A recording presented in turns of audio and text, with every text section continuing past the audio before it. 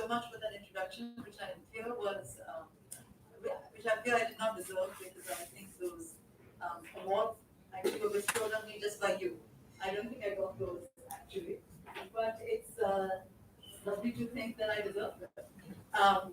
Nice to see all of you in this nice room with purple chairs, and lovely and really an honor to be here for your first festival, and a first festival that is sort of organized with such enthusiasm and energy. And so I'd like to begin by congratulating Vannam and congratulating all of you at IIT for being so wonderful. And yes, for all of you. I'm going to be speaking today about, and I'm not going to be speaking for very long, I think about half an hour at most, because I really would appreciate a lengthy period of time for Q&A afterwards. So please feel free to ask any and all questions and make any and all comments at the end of this talk, because that's really the only way to survive in this world, is to have conversations, not necessarily only to be told what to think, but to actually be able to develop one's thoughts as well. And my talk today is called The Trouble with Pronouns. In many ways, this is going to be controversial because I am coming at this topic from a position of some curiosity to see how quickly this idea of specifying one's pronouns seems to have taken the world by storm. And in fact, many people now routinely sign off their emails or whatever modes of interaction that they have by specifying their pronouns. And I just find that a fascinating development. So I want to think about what we achieve by specifying our pronouns, what we lose by not, and what we lose by doing it as well. And as I said, this is why I'm particularly looking forward to the Q&A at the end, because this is a very controversial subject. But just to sort of warn you, I mostly only talk about controversial subjects, so it's just what I do. Okay, and let's hope this works. Do I have to point it there? It's not working. This one, right? Is it on? Yeah, now. I love that IIT has settled all of your problems. Yes, great. Thank you. Thank you. Yeah, okay, so the trouble with pronouns. The recently streamed season 2 of Delhi Crime on Netflix, I don't know if you just saw that, featured a North Indian commonplace that Anglophone viewers found startling. The lead cop on the show is a woman who is routinely addressed by her junior police officers and constables as Madam Sir. This commonplace of Madam Sir might suggest that women in positions of power in North India are masculinized because it seems inconceivable for a woman in and of herself to have power. So you have to add Sir to her name. But it also suggests a breathtakingly popular awareness of the possibility that one's identity might be attached to more than one gender. In terms of plot, Madam Sir, played by Shafali Shah, right there in front of you, saves the day on the show, but her appellation might also save us from falling prey to qualities around pronouns to which we are in grave danger of succumbing. Madam Sir, non-hyphenated, unified yet doubled, such poetry that allows us to see the contingency of capture suggests a mode of not investing too much in the singularity of identity. Languages that do not use gendered pronouns as markers of the self find different ways of doing gender. But one can no longer ask in Hindi or Urdu or Punjabi or Persian, what's your pronoun? That question no longer remains viable, either in terms of ontology or language or desire. But lest we be tempted to remain within the realm of Persian and Punjabi, we need to remind ourselves that English too shares many of these same features of fluidity. Neither Punjabi, which is a gendered language with no gendered pronouns, nor English, which is an ungendered language with gendered pronouns, is fully gendered or fully ungendered. Both are betwixt and between. It might also be useful, therefore, to provincialize English and the popular assumption that pronouns in English are true representatives of the gender and desire itself. Modern English, the language that Shakespeare played a key role in creating, is an excellent example of a language that can play tricks on gender certainties. Despite having gender pronouns, English too suggests that gender need not line up behind the pronoun in the way that we imagine it does. Or rather, it too can allow gender to be thrown into disarray when desire is multiple or unclear or non-normative. So one of the things I want to suggest is that, in fact, if we want to think about non-normative desires, specifying one's pronouns might not be the best way to engage in that particular conversation. A look at Shakespeare's notorious Sonnet 20, the subject of much impassioned editorial debate, illustrates how English too enables a complex play of pronouns, gender, and sexuality. This is, just another example from Bulle Shah, which we're not going to have time to talk about, but where he's playing with the idea of conveying. Okay, Sonnet 20, the sonnet we're going to talk about today, was regularly omitted by editors of the complete work of Shakespeare's famous poems. In 1793, George Steevens, for example, refused to entertain the thought that Sonnet 20 had been written by Shakespeare because, quote, it is impossible to read it without an equal mixture of disgust and indignation. And, of course, if it fills you with disgust, then cannot have been written by Shakespeare, was Stevens' logic. A major cause for this distress, I would suggest, lies in Sonnet 20's play with pronouns. Let me get the poem up and I will read it out as well. A woman's face with nature's own hand painted hast thou, the master mistress of my passion. A woman's gentle heart, but not acquainted with shifting change, as is false woman's fashion. An eye more bright than theirs, less false in roving, gilding the object whereupon it gazeth. A man in hue, all hues in his controlling, which steals men's eyes and women's souls amazeth. And for a woman what thou first created, till nature as she wrought thee fell doting, and by addition me of thee defeated, by adding one thing to my purpose nothing. But since she pricked thee out for women's pleasure, mine be thy love, and thy love's use their treasure. There is no he or she in this poem used for human beings, even though it is a poem about men and women. In fact, the thou here mirrors the tere in Punjabi, a you that does not specify gender. It is precisely because of the confusion of man and woman, the profusion of master and mistress, the intrusion of the one into the other, into the many, that the sonnet exists largely in the realm of the non-gender specific pronoun. The addressee of the sonnet is a master-mistress, whose sex and gender are never disambiguated. Several stereotypes about women and men are trotted out in a bid to separate the one from the other. Mistresses are false, while masters are controlling. But what and who then is the master-mistress? The question in Sonnet 20 is whether or not we can represent a complex desire, a master-mistress, by using a single gendered pronoun. To think of this question, it might be best to look at the one use of a gendered pronoun in the poem, other than the she that's used to describe nature. Right? So the only one used to describe human beings. And that's 1, 2, 3, 4, 5, 6, 7. Line 7 in the poem. A man in hue, all hues in his controlling, seems to suggest a definite gendered identity to the poem's recipient. So, the poem's recipient's pronoun is he. After all, his refers quite seamlessly to the man mentioned earlier in the line. But what somewhat confuses this clear pronominal accuracy is the cluster of puns in the line, where a multiplicity of hues, H-U-E-S, is used, and hue would have been pronounced hues, is used to hue and hue his pronoun. Hue and hue are also you. Hues is also use. A man in you, all use in his controlling. No pronoun seems able to coincide with what it allegedly represents. The his automatically becomes the you automatically becomes hue, H-E-W becomes H-U-E, becomes Y-O-W, becomes H-U-E-S, becomes Y-O-U-S, becomes the name H-U-G-H-S or H-U-G-H, and so on and so forth. The pun allows us, so instead of certainty, we get a pun. The pun allows us to grapple with the multiplicity that loiters within every seeming solidity. It gives us the English equivalent for what is syntactically embedded in Punjabi's lack of gender pronouns.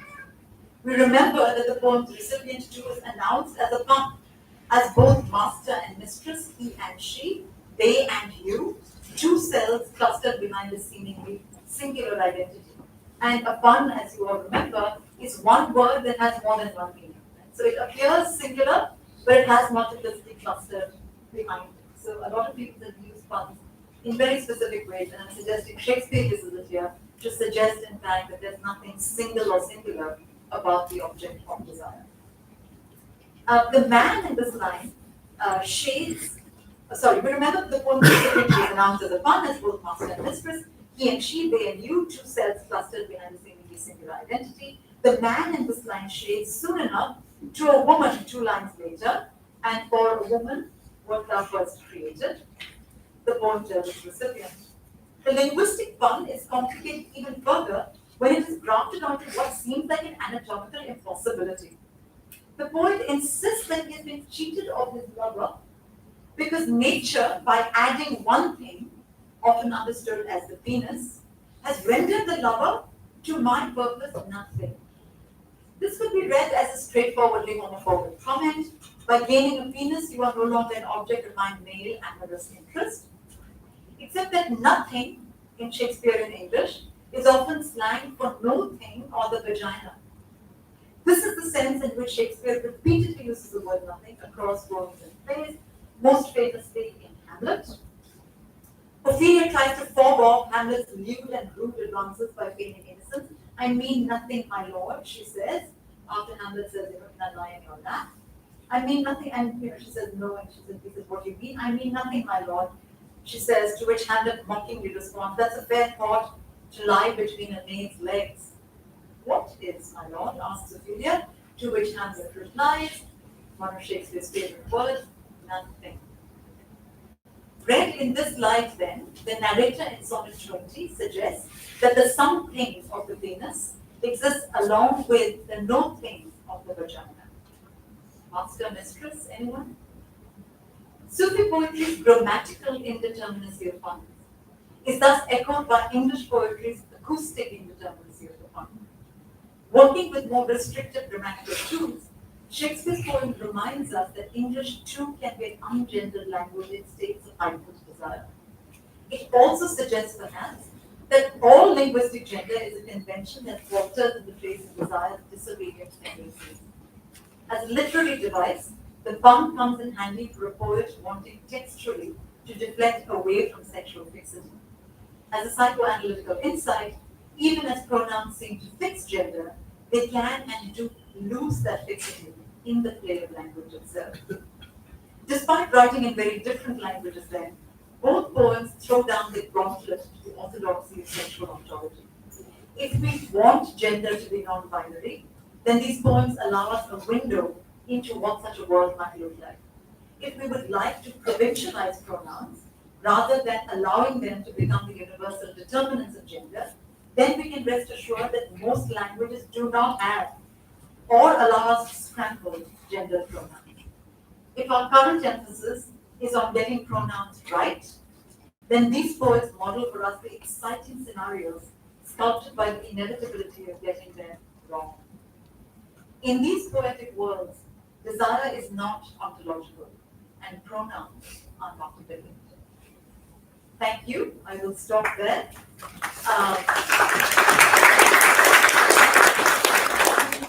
And of course, look forward to continuing, as I said, with your questions. So please feel free to jump right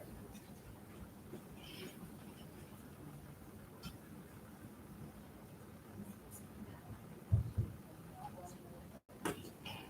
Yeah, I don't know what this is.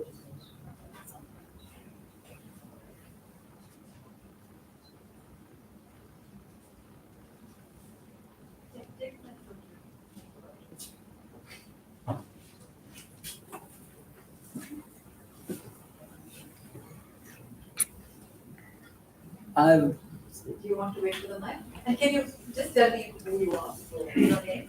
Yeah, I am Anbu. I'm actually a psychiatrist, but I've never been very good at grammar. So, what I understand, like in Hindi, we say "मैं आ रही हूँ," "वो जा रहा है," right? So, Tamilians and others have a problem with that. They say it the other way around, and it's quite. So, how do you say it's non-gendered? I mean, the pronoun is non-gendered. The verb is gendered, not the pronoun. Not the pronoun. The pronoun is मैं. मैं is just me. I. There's no male or female. Wo, Wo is also not male or female. Those are the pronouns. मैं, but one doesn't sort of say wo for men, right? Wo kaun thi? Some feel wo is a very female thing. No. oh my God, No. Yeah, like I said, it's. no, not at all. The verbs are all gender. You see, that's what is so interesting.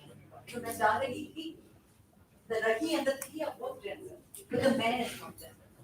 So, for instance, if you are talking about gender identity in Hindi, you have to say what is your verb, not what is your pronoun. So that's what I'm saying. I don't think, as I said, languages that don't have gender pronouns find other ways of doing gender. Yeah. But it's not, the pronoun is not universal. And that's what we need to challenge. And there are nouns which are used both ways, right? Some names can be both. Some names can be both. I mean, girls take it and boys take it. Like. You mean the proper name? Yeah, nouns. Not all nouns are so clearly male, female, right? You talk about nouns, you're talking about proper nouns. I'm talking proper nouns. Proper nouns, right? Especially in Punjabi, where you have to put a kaur to it to know that it's kaur or singh or shah, which Yeah. is a Bulle Shah, is a male name. Because otherwise it's kaur. But yeah, you're absolutely right. Especially in Punjabi, proper names go both. So since I have it here Yeah, and yeah, nobody else seems to be, so there's this thing about, for some time they thought we'll kind of collapse it in English and have something like shim, shiz and stuff like that. Yeah. So what is the status of that? Is it alive or kicking or dead or what? I mean, it's ever alive. I think people come up with new terms, quite frequently, and I certainly can't keep track of them. I mean, it's an interesting proposition because on the one hand, it shows attention and energy being spent on a subject that's very important, and I think it's very good that attention and energy is being spent. So that part is good. On the other hand, it's being spent to further a discourse that we have inherited rather than challenge it. Which is to say, we have been told that our identity is determined by our pronouns. So we then say, okay, let's make up our pronouns that will determine our identity. What happens if we actually question the very basis of that assumption, rather than just sort of saying, let me add my pronoun to this word, right? And this is to go back to Chakravarti's argument, which is that you can say, for instance, that different parts of the world do time differently, and we do. But if you're going to take this particular notion of time as hegemonic and fundamental, you're never going to be able to challenge that as the structuring heuristic, as the structuring framework. So it's not that these pronouns are not interesting and sometimes deliciously so. It is that they do nothing to challenge the range of the pronoun itself.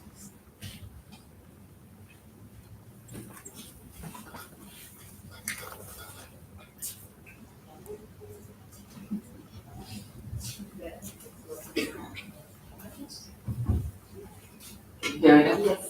Thank you for that delightful talk. Really, it's wonderful the realms you have taken this into. This is not what I was expecting you would go to. I absolutely love your insistence that our language should invoke desirous subjects in a certain way. And I nearly snorted out when you said non-aligned movement. I wanted to ask you precisely this kind of play that languages do. And I find that maybe the direction I was thinking about when you were speaking is about slang. And I'm thinking very much about the fact that in English you will not suck up to being objectified, to saying it. But in Tamil, for example, in affectionate terms, you would say it to a person. Adu. Adeyado pannadhu. You infantilize to speak about an affection, not always in derision. You use it. Or how they or their might translate into respectful terms. Yes. It indicates that by non-gendering it, you elevate them by moving them above gender in a certain way. Might it be possible then to think not just about how our pronouns do disservice when you fix them, But how does multiplicity work in this regard? And one of the things I was thinking about, if you move from here and say, we continue these practices of how do you identify? Are you a he, she, they, their, depends on my mood of the day. Or the fact that I think about a friend of mine who jokingly says, I'm a lesbian in a straight man's body. To indicate desire and identification.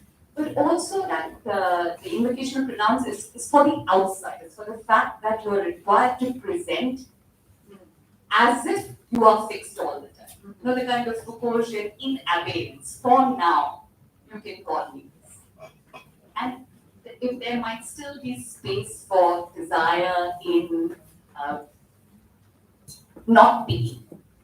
If you say they, you're not being. I'm reminded of the Bulla ki jana main kaun sort of thing that says, how would you think about that in terms of what you propose? How would I think about the they there? The they, yeah. Thanks, Madhavi. It's wonderful as always. I just actually was, the reason I sort of find that interesting, one of the reasons I was curious about this entire movement about pronouns is that I actually find it, sorry for using this word, I actually find it quite boring. Which is to say, I'm never surprised by someone's use of pronoun. No one with a beard and a turban will tell me my pronouns are she, her. No one. Right? No one with long hair and makeup is going to tell me my pronouns are he. I would actually love it if that were the case because that is very much a surprise. So when you have the feminist woman saying my pronouns are she, it's like, oh really? I would tell her like yes. So there's a way in which that instance becomes the most extreme example of alignment, of seeking alignment. Seeking alignment not just for the world, as you very rightly said, but also believing in it for the self. I am this, that's why I have pronouns. So for me, pronouns would be far more delightful if they could mess things up a little bit. So not just sort of say, I might change my pronouns from day to day, but also in fact suggest that my pronouns might not be recognizable to you. I mean, if I were to say to you my pronouns are he, his, you would actually think about it. Or you'd actually look at me again and say, oh, that's what challenges the world. If I were to say my pronouns are she, her, how does that challenge anybody? It's like, okay, great, that's wonderful, let's carry on. The world will be exactly what it is. That's the reason I sort of had a slight soft spot for they and there. Precisely because it doesn't give you the usual thing. It gives you a little bit more, but to my mind, it's sort of a halfway resting place without pushing all the way. So yes, it's better than my saying my pronouns are she, her, but I think there's a bit of a sort of cooptation of saying, I'm both he and she. If you mean by they there, not he, she, but just a multiplicity of any kind, I think I have far more time for that and far more sympathy with it.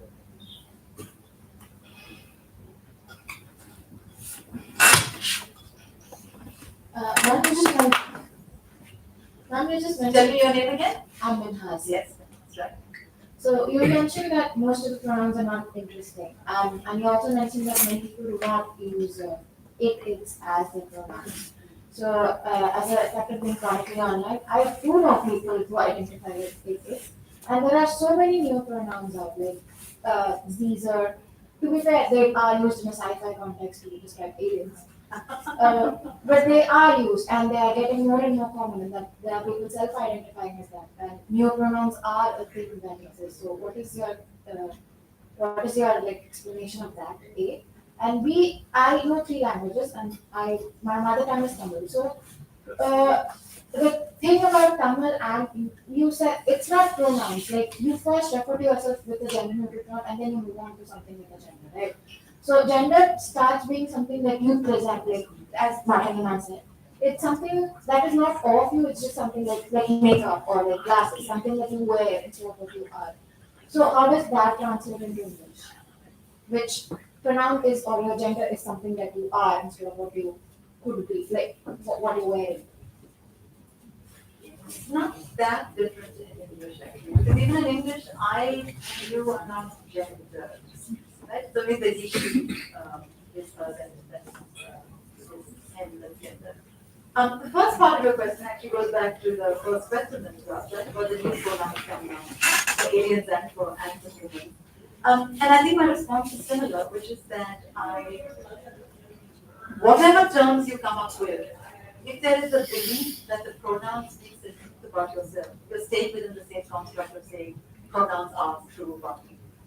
You can come up with any number of permutations and combinations, you're doing nothing to upset the apple cart that this is true.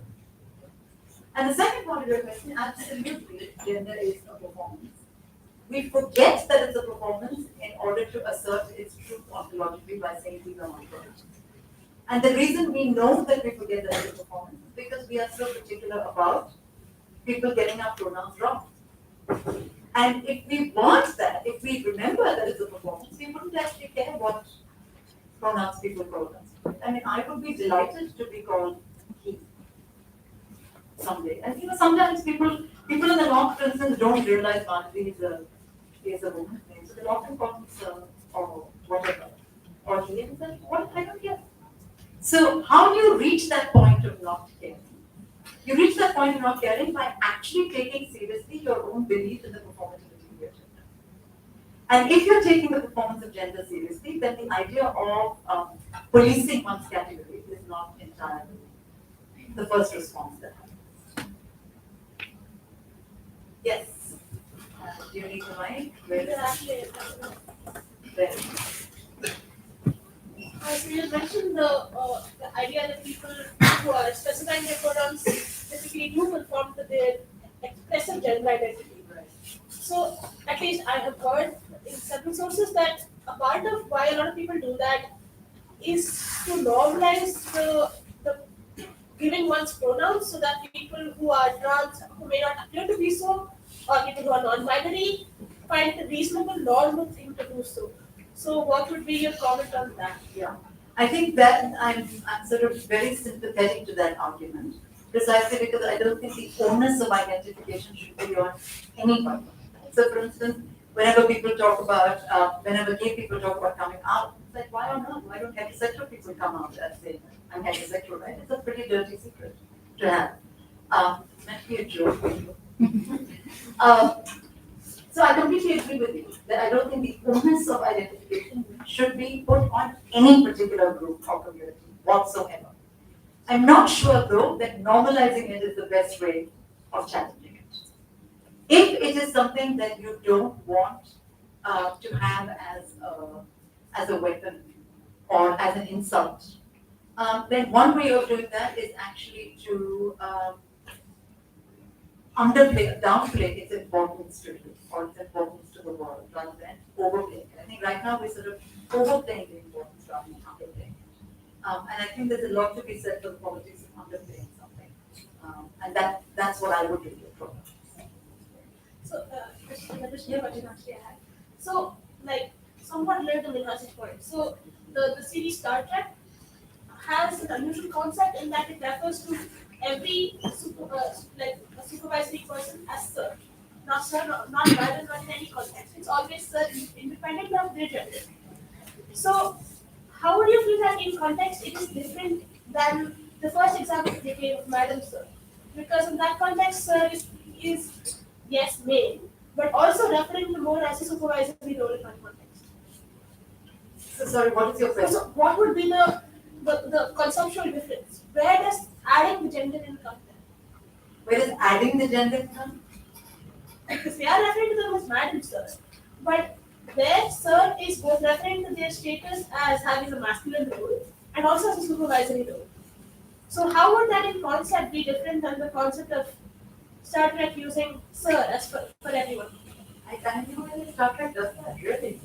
Okay. You see, I belong to the sort of generation of feminists who has grown up fighting against the use of the masculine pronoun as the normative one, right? As the universal one. So for people to say man, whether chairman or chairwoman, not chairwoman, woman, freshman, which everyone uses this automatically to refer to a first year student. all those things I have always found obnoxious and I've always fought against that. I don't think man can be used as universal, or he or him, or sir. I mean, I tell everyone to not watch Star Trek any longer if that's the case. No, Um, different time. It's from a different time. it's from a different time, yeah, but it's so painfully of our time, isn't it? So the idea is that to use sir as a universal is deeply obnoxious. The response to that is not to say we're going to use, let's say, madam as the universal. The response to saying using sir is deeply obnoxious is to say, and actually this is a useful way of saying it, people say, usually when you tell men, why are you using male sort of pronouns as the universal, they say, well, it doesn't really make a difference. And then you say, fine, so then let's use female pronouns as the universal, right? And then they say, oh, wait a minute. So I think that our job as intellectuals, as political activists, as citizens, needs to be to show you the absolute arbitrariness of pronouns, rather than furthering or reinforcing their importance. So if you say to someone, well, then I'll just call you ma'am from now on, and then they realize, oh, it's actually not, because then sir is fixed in these roles of power and authority. And so by unfixing that, you're actually removing gender from that. And so to suggest that, I think, would be a more useful comeback, rather than to say, let's come up with a new term that we can call ourselves. You also mentioned that it would be a good idea to decouple our own personal gender identity from specifying one's pronouns, right? Like, in that it shouldn't be necessarily related to how one specifies one's pronouns. But for a lot of trans people, it is often mentioned that the dysphoria that they face on being misgendered is a significant issue with their mental health. And it is often alleviated by people not misgendering them if they identify their pronouns. In such a context, do you feel that it does more good than it is harmful in the overall context? I mean, it's a very good question, and it's a very pressing question, and a sort of important one for us to think about. I'm a little nervous about, and I've said this many times before, I'm a little nervous about being phobic about trans people and suggesting that they are the only ones in the world who experience dysphoria. Is there anyone in this room that doesn't have issues with their body? Is there anyone here who thinks their body is perfect? No. So why do we say trans people experience dysphoria? I think the onus lies both on us and on everybody around us not to do that. Not to sort of say, you feel this. Therefore, I, out of the condescending kindness of my heart, will try and make you feel better. I think the way to make people feel better is to say, my God, we're all so weird when it comes to our bodies. Right? What do we do about that? And you're a psychiatrist. You see that it's everywhere. It is everywhere. So I think the first thing is to stop this kind of ghettoization of trauma. I think we need to understand and recognize that trauma is far more widespread and less sort of theorized or talked about than we think it is. So I am very, very nervous and skeptical about having fixed narratives of trauma into which we slot people. So I will not say trans people are traumatized. I find that a very problematic comment. There are people who are traumatized. Some of them might happen to be trans. But I'm not going to say, if you are trans, this is what you must feel, because that's not anybody's right to say. So I think we run the risk, and it comes from a good place, a place of a well-intentioned place, but we run the risk of imposing, doing the same thing as we do with gender, imposing narratives onto people, rather than suggesting that narratives can be more open-ended than not. So I understand and sympathize with that desire, but I'm also skeptical and nervous about what matters.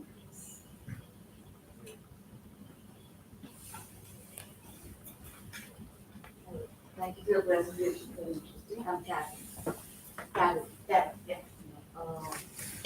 I hear what you're saying, and then for the most part agree as well. But I'm just trying to think through, the questions she brought up, and your point about making, let's say, probably you have it saying trans people are traumatized, and maybe alleviating that by saying all people are traumatized, what that immediately brings to my mind, and I haven't yet sort of thought through it, is the discomfort people have with identity assertion, and I feel like it comes from a place of like who does it make uncomfortable. It's not that there obviously it's true that all people have problems, etc., etc.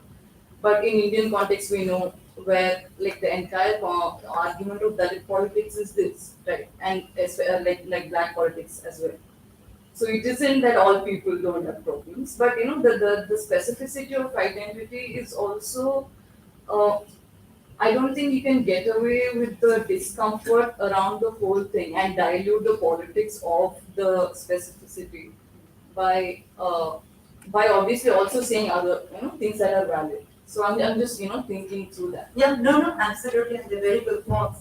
I want to say though that danger of what I said in this morning, and I think which you very rightly picked up on, is that you lose, as you said, a certain kind of specificity. So of course, sort of misogynist and patriarchal people who say there's no such thing as feminism because women is human, like everyone is human, which is of course deeply obnoxious. So this is not to say that we don't recognize different degrees of trauma or different manifestations of it or different historical circumstances and situations, in which it might get mapped onto certain bodies more than onto others. I will say though, and this is also one of my sort of the problems I had, which is why I started working on this, this entire narrative of trans politics comes to us from where? Like the West. It comes from the West. And the US, for instance, the US Academy thinks it has invented the idea of trans in the last 40 years by talking about it. So already when Indians talk about trans politics, I find it very skeptical. I'm very skeptical about it because we are slotting right into trans politics as traumatic, as dysphoric, as all these terms that we have inherited from the West. Right? And the Anglophone users use it. We have had centuries, thousands of years of what might be called trans politics, etc. We'll call it that. In the subcontinent. Why does no one talk about that? Why does no one talk about Asia politics? Why does no one talk about Arabic politics? Why not? So the reason I'm skeptical about trans politics is that the framework we embrace lock, stock, and barrel is a deeply problematic one.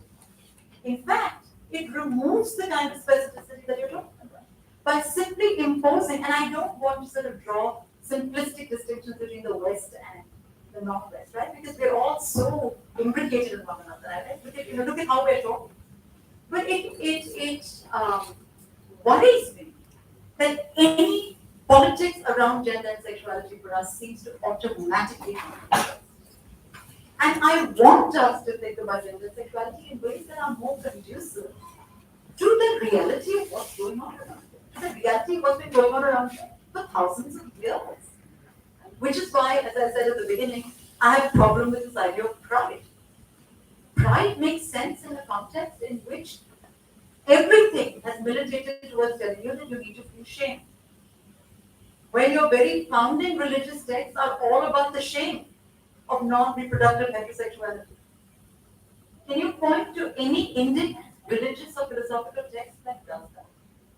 Even something as obnoxious as the Manusmriti, which is so disgusting in terms of caste politics, has punishments for men having sex with men and women having sex with men, which does two things. One, it is aware that this happens.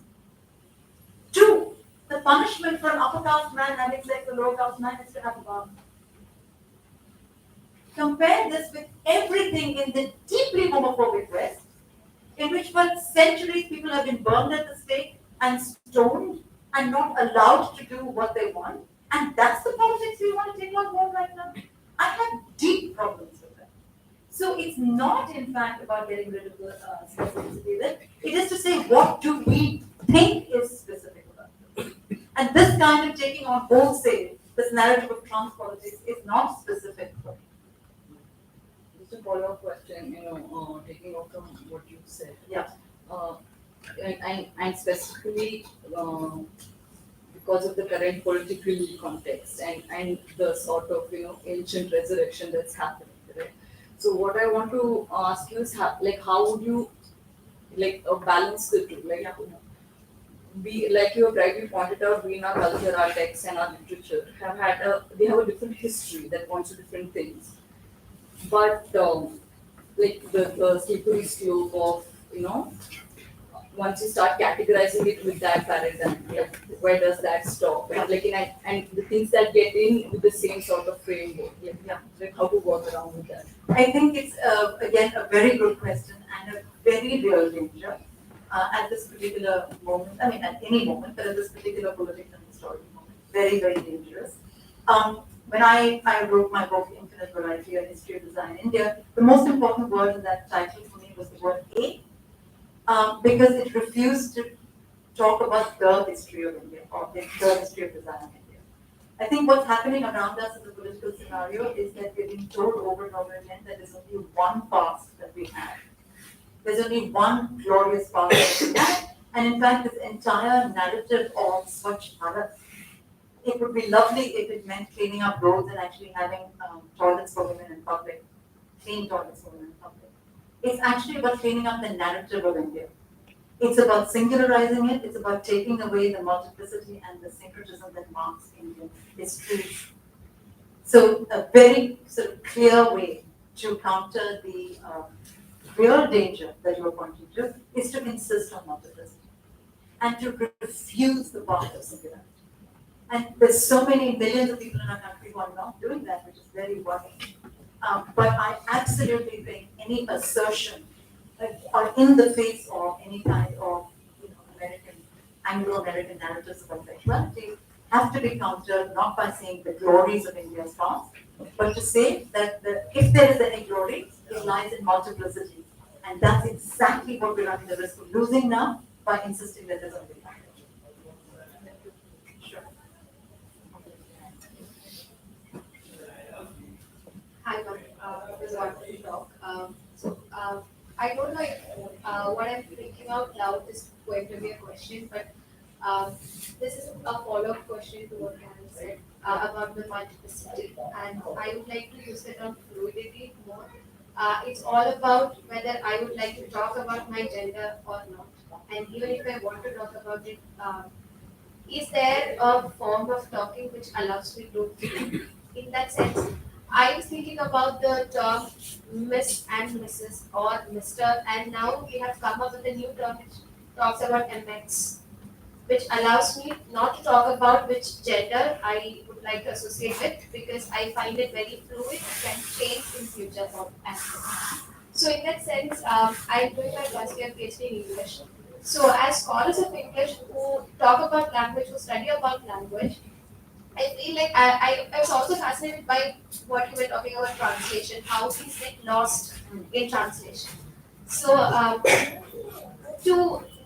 as in that sense, so what are we doing as Anglophone learners of English, especially as now that Indian English is growing up as a different set of language in itself, which accommodates hundreds of loanwords from all Indian languages into our own vocabulary.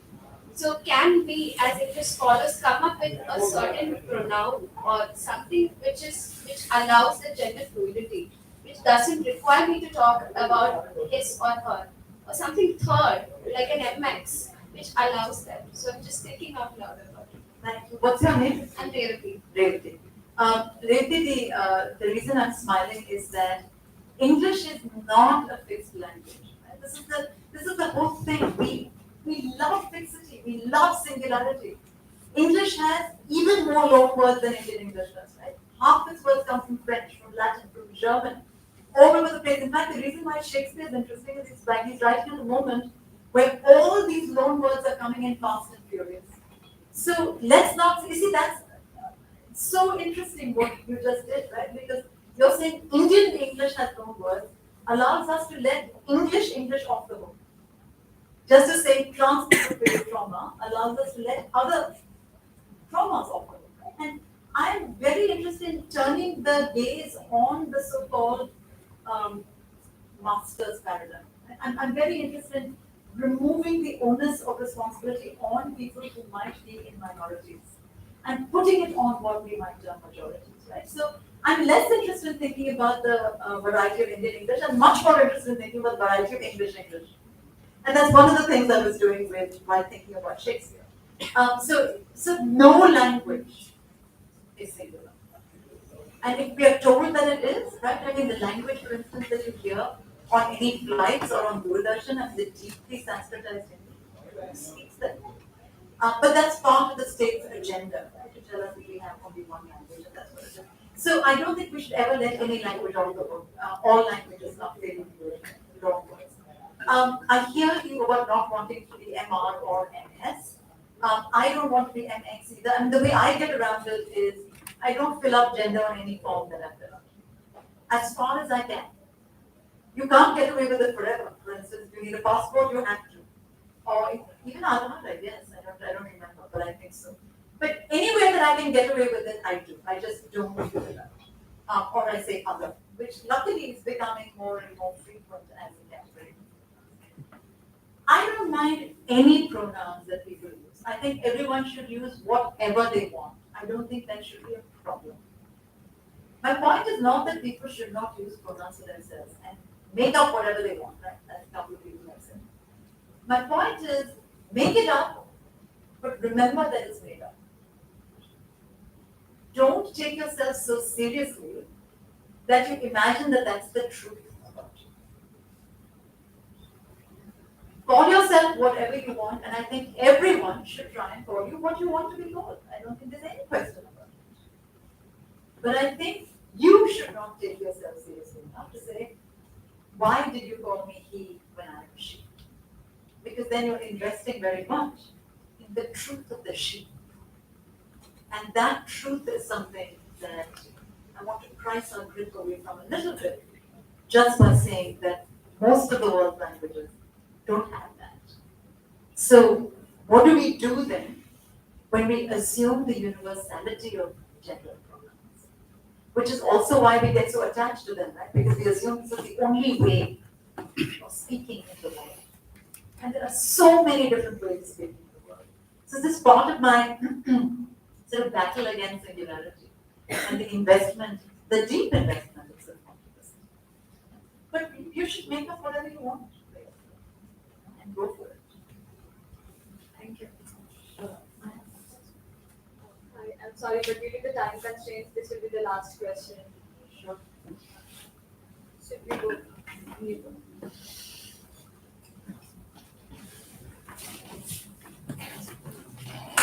Hi, I'm Shank. I'm a second year student. So mine is more of a sociological question than a linguistic one. So when we started building societies, right, the basis of forming society was communication. So that's how languages came up. When we had to communicate with someone, we had language. And then for more and more, as our communication got more complicated, we had to integrate structural aspects of language into it. Like we got pronouns, verbs, adjectives, and we also had pronouns. So let's say that hypothetically speaking, let's say we remove from, let's say, English, we remove all the gender pronouns there is, and we just build society from the ground up again. What do you think would be different in the societal hierarchy that we see today on a global scale? Let's say locally a lot of these societies do exist, like you gave an example of. But if on a global scale, how would societal hierarchy be different? A and B. What would ideas let's say psychological ideas such as prejudice or discrimination be different in today's world? They certainly be different, but they still exist. You see, I don't want, this is not a utopia that I'm talking about. Human beings are hateful people. I mean, we're really horrible. And you can see this everywhere around us in this country today. People are really hateful and hate-filled. So I don't think that we get, and I'm not even talking about getting rid in any case, whatever that might mean. But I don't think even if you got rid of, let's say, gender pronouns in English, that you're going to get rid of hierarchy. You're going to find different ways of coming up with hierarchy.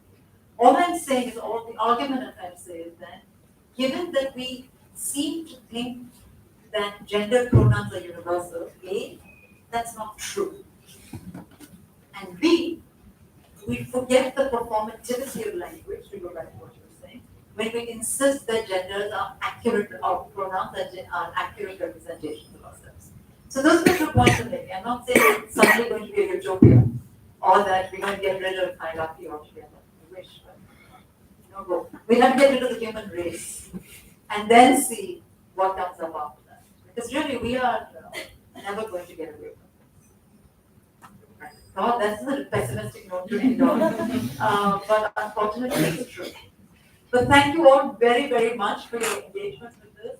And as I said, congratulations to the organizers on this inaugural festival.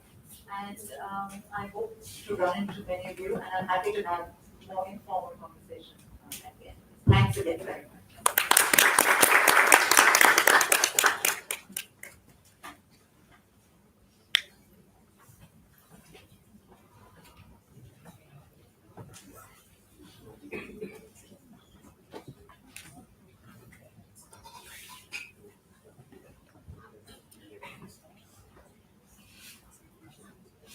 I would like to thank her for this wonderful talk and this fascinating discussion. It was really wonderful to hear from you. As a small token of thanks, we have a memento prepared for you as in collaboration with our partner, One Future Collective. I request Professor Rupashri to present it.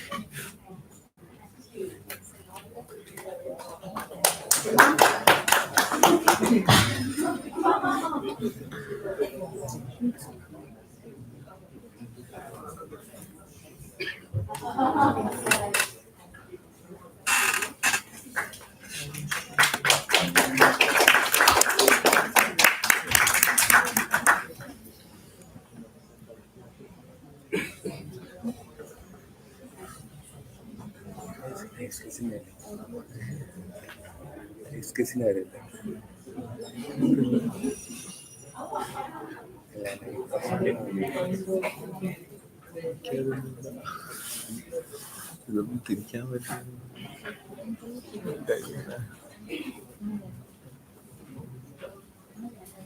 തിരിക്കണം.